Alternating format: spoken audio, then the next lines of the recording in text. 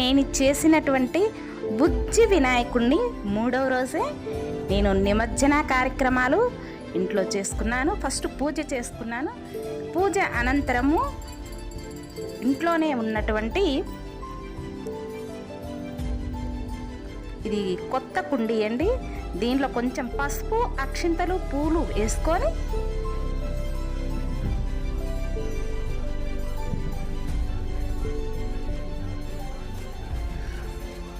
వినాయకుడిని, మా బుజ్జి వినాయకుడిని నేను ఇంట్లోనే ఈ కుండీలో పెట్టుకొని దీనిలో నిమజ్జన కార్యక్రమానికి రెడీ చేసుకుంటున్నాను.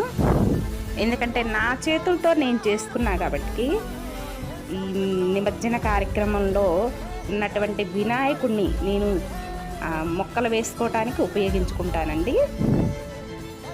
నాకు ప్రతి మొక్కలో నా చేతులతో చేసినటువంటి బుజ్జి వినాయకుడు నాకు రోజు నిత్యం కనిపిస్తాడనమాట. ఈ విధంగా పసుపు, పూలు వేసుకున్న అనంతరము వాటర్ ఈ విధంగా పోసుకోవాలి. వినాయకుడిని మునిగే వరకు వాటర్ పోసుకుంటే మనకి నిమజ్జనం చేసినట్టే.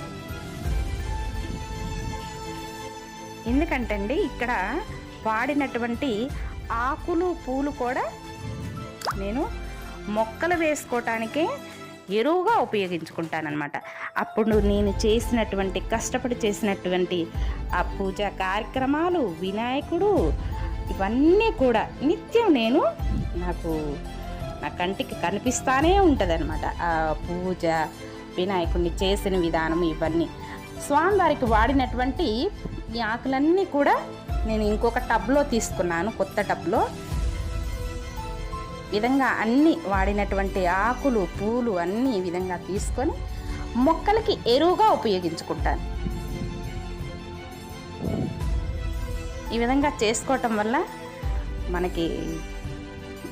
మనకని కాదండి, అందరికి కూడా ఎన్విరాన్మెంట్ పాడవకుండా చక్కగా మన ఇంట్లోనే ఈ విధంగా ఎరువుగా మొక్కలకు ఉపయోగించటం వల్ల చాలా ఆరోగ్యానికి ఉపయోగకరంగా ఉంటుంది. అండ్ నెక్స్ట్ వన్, ఈ విధంగా అన్నీ తీసుకున్నటువంటి ఆకుల్ని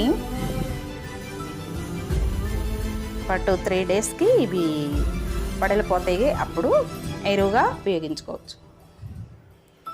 ఈ విధంగా తీసుకున్నటువంటివి. అండ్ నెక్స్ట్ నిమజ్జనం చేసుకున్నటువంటి వినాయకుడు పక్కనున్నాడు. సో ఈ విధంగా నిమజ్జనం అనంతరము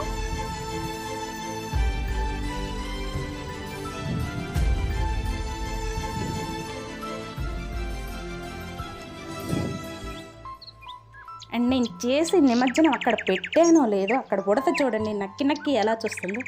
వీటికి కూడా చక్కగా ఆహారంలాగా అక్కడ ఉన్నటువంటి నేను వాడినటువంటి అక్షంతులు, కొంచెం మిగిలిపోయినటువంటి ప్రసాదాలు అవన్నీ వీటికి కూడా పాపం ఆహారంగా కూడా మంచిగా యూజ్ అవుతాయి. వీటికి కూడా ఆహారం అందినట్టే, ఫుడ్ దొరికినట్టే అనమాట.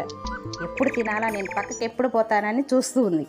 ఇంకోటి ఏంటంటే నేను మనీ ప్లాంట్ ఒకటి ఇవి కుండీలో తయారు చేసుకున్నానంటే మనీ ప్లాంట్ వేసుకోవటానికి ఈ విధంగా నేను హ్యాంగ్ చేసేసుకుంటున్నాను. సైడ్న ఒక సన్న తీగ కట్టేసి పైన ఈ విధంగా హ్యాంగ్ చేస్తున్నాను.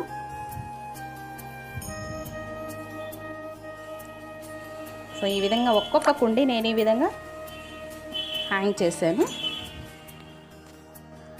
ఆల్రెడీ నేను ఇంతకుముందు మీకు వీడియోలో చూపించానండి. చిన్న ఒక టబ్లో మనీ ప్లాంట్ పెట్టుకున్నాను. దాన్నే దీనిలో ఒక్కొక్క దానిలో పెట్టుకున్నటువంటి కుండీలో నేను ఏ విధంగా పెడుతున్నాను చూడండి ఎంత పొడవుగా వచ్చేసిందో.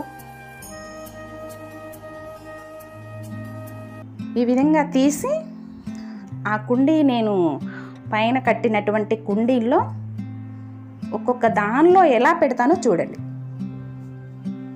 అసలు ఈ విధంగా ఇంటి ముందు పెట్టుకోవటం వల్ల కూడా చూడటానికి చాలా బ్యూటిఫుల్గా ఉంటుంది. సో ఈ విధంగా ఇక్కడ రూట్స్ కనిపిస్తున్నాయి చూడండి సన్నగా. ఆ రూట్స్ నేను ఈ కుండీల్లో పెట్టేసుకుంటానండి. కుండీల్లో పెట్టుకొని దానిలో పైన కొంచెం మట్టి పోసుకున్నాను అనుకోండి, ఆ పక్కన కూడా మనకి మనీ ప్లాంట్ గ్రో అవుతూ ఉంటుంది. సో ఈ విధంగా మట్టి పోసేసుకున్నాను.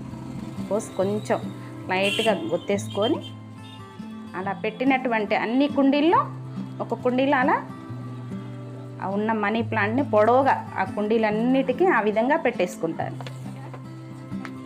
వావ్, చూడండి ఎంత బ్యూటిఫుల్గా ఉంది. ఇలా వాటరింగ్ చేసేసుకున్న తర్వాత